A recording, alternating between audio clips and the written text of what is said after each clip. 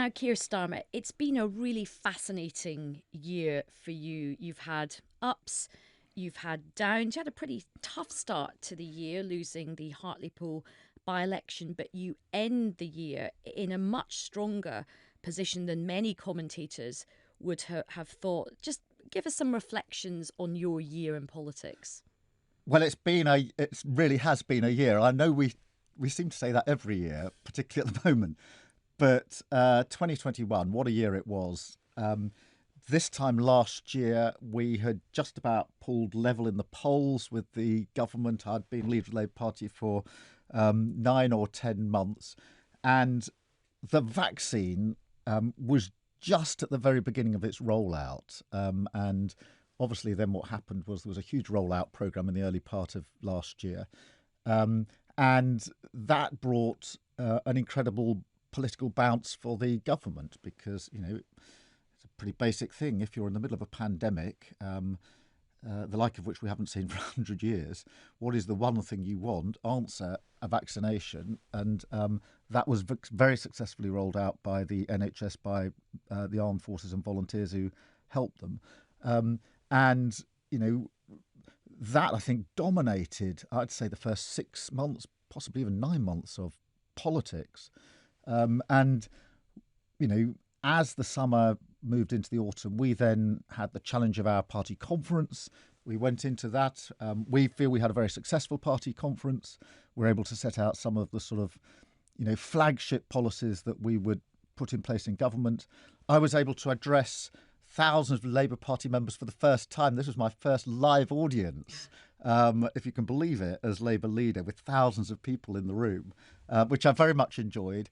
And then we had a very important reshuffle just a few weeks ago. And we feel that as we draw to the end of the year, we're confident. We're not complacent, but we're confident and, feel that perhaps, just perhaps, people are beginning to see the pattern that is Boris Johnson and to see him for what he really is. And I think that's having an impact on politics, a pretty profound impact on politics.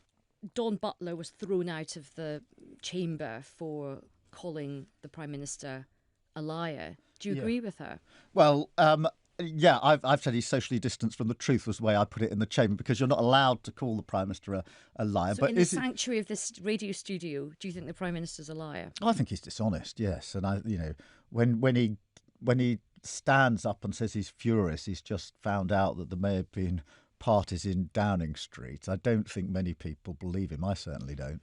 Now, you've alluded to the fact that you end the year in a good place. 2 years on from a stunning Conservative landslide, things are difficult for the Conservative Party right now, and Labour is in the lead in the polls, and that must feel good. But we do know that you still have a mountain to climb. Even if you get the same swing that Tony Blair did in 1997, that delivers you a majority of just one. So what is your strategy to win a workable majority? Well, look, it is a mountain to climb. I've said that since the day I was elected. But we've made progress. I was very clear in my view that between 2019 and whenever the next election is, and we don't quite know yet, I had to do basically 3 things as leader of the Labour Party. The first was to fix our own party and change it. I don't think after the defeat in 2019 we could look at the electorate and say, what's wrong with you? We needed to look at our party and say, what's wrong with us? And change it. And we feel we've done that. We've done a lot of work to change the Labour Party. The second bit of the task was to expose the government for what it really is. And I think that's coming together now, ably assisted by the government itself. And then the third bit is to say, well, if they're not the government this country needs, why is Labour the alternative government in waiting? So we're on that open road, the third stage of the journey now. Is it still hard work? Yes. Are we making progress? Yes. And I'm absolutely determined that we can do what's necessary between now and the next general election. Now, you have a big coalition to build to win. You have to win back the red wall that crumbled to the Conservative Party. but there is a wall, a red wall to the north of the red wall, and that, of course, is Scotland. You cannot get to Downing Street without shifting votes in Scotland. So what's your strategy for dealing with the red wall and Scotland? I think we need to seize the moment. As we come out of the pandemic, and I hope we will, this variant notwithstanding, we need to build a new Britain. We need to, if you like, bring together the spirit of the pandemic when communities and people and families looked after each other, food parcels, medicines, knocking on the door to check each other was all right. It was the complete opposite of what Margaret Thatcher said about our country. There is such a thing as society, and you just saw it in this pandemic. We need to harness that sense of coming together, that community, with the opportunity and ambition for the future. Again, an example from the pandemic of that would be the way Oxford University and AstraZeneca worked together with, incredible science and medicine and research coming together with the rollout of the vaccine. Put those two together and create a new Britain that takes the whole of the United Kingdom forward. The Labour Party has only ever succeeded when it has glimpsed the future and persuades people that the future is better with Labour. So we need to put those two, those component parts together. We also need to fix some of the problems that are pretty obvious. They were there before the pandemic. They've been seen even more clearly in the pandemic. Insecurity at work, our health and social care, the way our public services are delivered. Problems we knew that were there, we've got to fix them. But that spirit of community, that sense of ambition and opportunity to build a new Britain, and that's very much what I'll be focusing on in the coming year.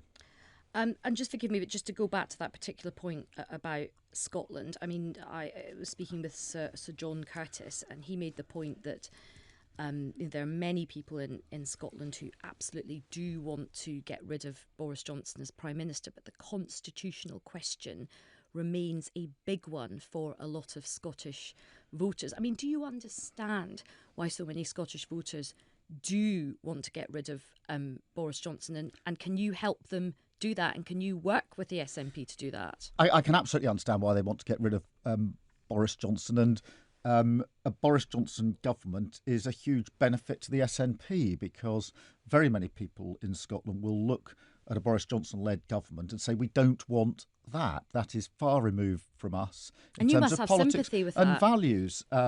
Yes, I do, and I understand that sentiment and that emotion. Part of my job is to provide the confidence and the hope that an ambitious change Labour government can come in Westminster, because there's a sort of cycle effect here. In Scotland, it's very important that people see there is an alternative to a Boris Johnson or a Conservative government, and it's my job to make sure that Labour is credible, is a government in waiting, and everybody, whether it's in Scotland or elsewhere, can see actually there is a realistic prospect of a Labour administration coming in that will be very different to Boris Johnson. And so, that's part and parcel of it. We also need to have a wider conversation in Scotland than just the constitutional question. I do understand why what the emotion is that drives that question. I absolutely get it. But the idea that as you cross the border into Scotland, the only thing that people are concerned about is the constitutional question just isn't my experience in Scotland. People are talking about the cost of living, they're talking about health, they're talking about ambulances that are stacking up. And the more we look at the record of the SNP, the more obvious it is that the constitutional questions in many respects is being used for a mask for the failures of the SNP government. So we've got a job of work to do, but I recognise, and humble enough to recognise, that there's no route to Labour in government that doesn't run through Scotland. So it's very, very important to us. And another question, Keir, that has come up from so many of my listeners, and my listeners are deeply political. They care a lot about politics. The question to you from them is, look, Keir, if you are serious about defeating the Tories, and you confess you have this mountain to climb, why don't you team up in some way with some of the other parties in England, the Liberal Democrats, the Green Party? And we are seeing more coalitions across the United Kingdom.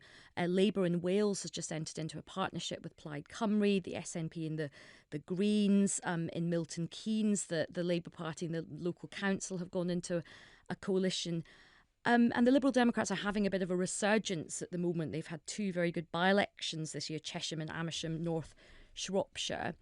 Would you be prepared to do some work with the Liberal Democrats and the Greens? Well, the first thing to say is in Parliament we do all the time. It's not unusual for opposition parties to work together in Parliament, sometimes successfully to defeat the government, to put pressure on the government. So in terms of the way we work against the Conservative government in Parliament, that goes on day in, day out, week in, week out. I don't think we can enter formal pacts with other parties. We should be standing our own candidates. Why is that? Just to explain to my listeners, why would you not do a formal pact? Well, there are a number of reasons for it. I do think we should have a Labour candidate that people can vote for wherever they live, and depriving them of that is not the right thing to do. There are also issues in relation to our rules. But look, given the size of the task that we face, given my utter determination that we are going to get this over the line at the next general election, I am very clear as to what our target seats are. I know where we have to win across the whole of the United Kingdom, and therefore I will focus my party on those target seats, on the places where we can win and we know we have to win. And, there are other, if you take North Shropshire, for example, that isn't on my list of target seats. That is not one of the seats that I ever thought we could realistically win. So and was I pleased? The same would be true of, let's say, Dominic Raab's seat, which is a Lib Dem target. Cheshire and Amersham, North Shropshire are not on my list of target seats. Am I pleased to see the Tories upended there? Yes, I am. But I have to sort of take an approach, given the situation we're in, which is very clearly focused on the route for the Labour Party to power at the next general election. And another question that has come in from our listeners is, Boris Johnson is having a very torrid time at the moment. You've just outlined that as well. Do you want to face him at the next general election, or would he be in some ways a better candidate for you to face at the next general election than, let's say, a shiny new person like Rishi Sunak? Well, look, I'll fight whoever they put up. I don't care who I'm up against. And there's a great expression in football, which you've got to play the team that's in front of you, and not the team you'd like to have in front of you. So I don't mind whether it's Boris Johnson or anybody else, but whoever it is not going to offer anything radically different to the failure of this Tory government. They've been in power for here we are about to go into 2022, going on for 12 years.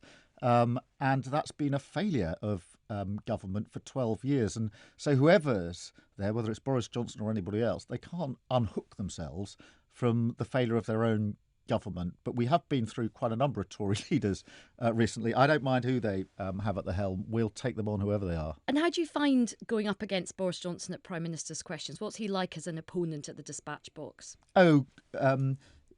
He doesn't even attempt to answer the questions anymore. I remember in the very early days when I was leader, it was the middle of the pandemic. Parliament was near empty, and it was very sort of sober because we were experiencing a pandemic. We didn't quite know what we were facing, and it was very serious. And in the early days, he sort of, what I think he would now say was made the mistake of actually trying to answer the question I was putting to him. He was so hopeless at answering the question. He obviously took a sort of policy decision pretty quickly on that he wasn't going to bother answering the questions forevermore. And so he doesn't attempt to answer the questions. And I think most people watching can see that for what it is. And what was it like for you when you were, you were just about to go in to do Prime Minister's questions and then do the budget? And of course, you tested positive for COVID. Talk us through that. Well, it was an absolute nightmare. So Budget response day, which everybody will tell you this is the hardest day for the leader of the opposition, Keir. You don't know what the Chancellor's going to say. You can sort of try to plan some of your response, but we're going to have a very rapid operation in place. You're going to have to respond on your feet. So we're prepping for this. Our boy had been coughing all week. I didn't know, I didn't for a minute think he had COVID because he'd already had it in the summer. But I had been doing lateral flow tests every day. Just I think it's the right thing to do, particularly going into Parliament. And then my wife thought the test didn't look quite right. I thought, oh, I'll have to do another one. Took one at 11:15, 11:30, and in the office, and it was positive. And at that point, I had to get hold of Rachel Reeves and say, you know, that budget response that you've been telling me is so difficult. It's on in 45 minutes. I'm wondering if you can handle it for me. She was fantastic. The next conversation was with Ed Miliband to say, can you stand in for me at PMQs? He says, oh, well, when? I said in about 14 minutes' time. And by the way, it'll take you 5 minutes to walk over there. And he, again, stepped in and was absolutely brilliant. And I then obviously went into self-isolation. And, and that for me was really dispiriting and disappointing to have to sort of withdraw with, 45 minutes to go from a very important occasion. Because it's a big moment responding to the budget. It's a huge moment, but, trying to sort of contain my own frustration, which was pretty hard, sitting on the settee watching it happen. I was so proud of Team Labour because Ed stepped up and did PMQs. Rachel stepped up incredibly to do that most difficult job at 45 minutes notice, and she did a blindingly good job. And I think pretty well everybody across the media and actually on the government benches thought she did a fantastic job. And so she did my job. Bridget Phillipson in the Shadow Cabinet then stepped up to do Rachel's job.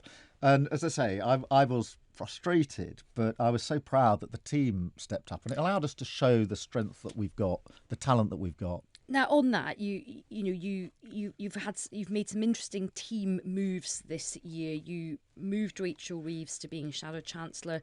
You just had quite a big reshuffle, and you brought Yvette Cooper back into the Shadow Cabinet, which was really seen as quite a big moment for you and the party. A lot of commentators were saying, look, the Labour Party now looks serious because it's brought serious people back. Why did it take you so long to do that? Well, look, I think it was a very important reshuffle, and I was determined to get the right people into the right places to demonstrate that we're a government in waiting and to show the depth of talent that we've got. I'm really pleased that in the course of one day I got every single person into the slot I wanted them into in the Shadow Cabinet. And there aren't many people who can say that. In terms of the timing, goes back to a point I was making earlier on. There are different stages of what we have to do between the election loss in 2019 and the next general election. We're at the stage now of focusing on the next general election and showing that we're a government in waiting. And that was the purpose of the reshuffle. And to make sure that I had, the best players on the pitch in the right places to demonstrate why we're a government in waiting. And I'm really pleased with it. I'm really pleased with the response to the reshuffle, which has been positive pretty well across the board. And people can already see how good a functioning team it is. Now, an earlier reshuffle in the year didn't go quite so well for you just after Hartlepool. It was rumoured that you were going to demote Angela Rayner, and you had a bit of a stooshy, as they say in Scotland, and she ended up sort of getting a promotion. How is your relationship with Angela Rayner? Because that is a very important relationship. I know this in my own time, working for both the leader of the Labour Party and the Deputy Leader of the Labour Party. How is your relationship? It's really good. We're good friends. We talk a lot. And we both like each other and we support each other. Behind the scenes, there are always things going on politically and in family life that are a challenge for all of us. And if ever I need a bit of support in things that are happening, at home or whatever, Ange will always be there for me. Equally, I'll always be there for her. She's had a really tough 2 or 3 months with lots of threats, lots of family issues. She lost the person that she treated as mum. And I knew I had to be there for her. So the personal relationship is actually very strong. Look, but you will concede that there was obviously a bit of a row back around Hartlepool time. Look, as we came in and out of Hartlepool, it was really difficult for the whole of the party, myself and Ange included, because we lost and we lost badly, and that hurt. I'm not going to pretend otherwise. And in retrospect, I'm glad it hurt, because you only hurt if you want to change things and you want to win. But the reshuffle that we've just done went absolutely according to plan. And so I'm very pleased about that. But Angela and I are different individuals. We come at things differently. She's incredibly important to me and to the Labour Party and the Labour movement and to the future of this country. She brings a sort of political antennae that are incredible. And so, we complement each other, but I'm not going to pretend we're the same kind of individuals. We're very different in the way that we approach things. And when we get it right, we are formidable together. And that's, I think, what we focus on. Just a couple of questions left, because we are running out of time. So many questions to put to you, Keir. Now, one of the things that people often say about you is you're very decent, very noble, very clever, but you're not very political, particularly because of your role as the Director of Public Prosecutions, which was essentially a legal role and not a political role. What do you say to those people? I think it's complete nonsense. I mean, so many people say so many things in politics that are complete nonsense. In the first week of October of this year, just gone, people were saying Boris Johnson is so dominant in politics, he'll be here for 10 years. It's his gift as to how long he stays, etc., etc. Roll forward, and loads of commentators were saying this, roll forward, whatever it is, 10, 11, 12 weeks, and people are wondering whether he's going to make it to the end of the month. So in politics, there are all these great certainties. But, let's just focus on the facts. When I took over as leader of the Labour Party, we were something like 25 points behind the Conservative government. We are now ahead. Now, I'm not so naive as to think that it all ends merrily ever after. Of course, there'll be wobbles, there'll be turbulence along the way. But to have closed the gap from minus 25 to being ahead of the government in under 2 years after the worst defeat in 2019, I think shows a bit of politics. And every Labour leader has a political mission. Tony Blair, it was the Third Way. Gordon Brown, it was inequality and the redistribution of wealth. Jeremy Corbyn, it was socialism. What is Keir Starmer's political mission? Oh, build a new Britain. Build a new Britain coming out of the pandemic. This is a political moment, the pandemic. And the burning question at the next election is going to be, how do we build that new Britain coming out of this? And therefore, context is everything in politics, as it is in law, my old profession. The context here is the new Britain that needs to come out of this pandemic. And that is the mission. That is what we will build as an incoming Labour government. And what is your political New Year's resolution for 2022? Oh, gosh. We're at that stage of the year already. We are, Keir. I think after the last year, it's going to have to be a message to myself to, ignore the noise, ignore the political noise, and concentrate on the goal, which is winning that election. There's been so much political noise this year, particularly in my ear, with lots of people giving me no end of advice. I think it's probably it's like to a sort cacophony. of. I think it's cut the noise out and absolutely focus on the task, which is winning that election. And if I can keep to that in 2022, that'll be a very good thing. And are you enjoying the job? Yes, I am. And particularly now that I feel that we've done some of the hard work. I think people know the Labour Party has changed. We did a lot of work on that in relation to things like anti-Semitism. And, of course, there will be people who say there's more work to do. And, of course, there is. But nobody really now says the Labour Party is an anti-Semitic party. Nobody says we didn't change the party at conference. Obviously, the government, I think, is imploding. And we get our chance on the going into that election. So yes, that's what I came into this job to do. I've spent, every day, every week, every month, every year since 2015 when I came into politics in the deep frustration of opposition. And I want to ensure that we have the success of actually changing lives by being in government. Sir Keir Starmer, thank you so much for speaking with Times Radio. Thank you.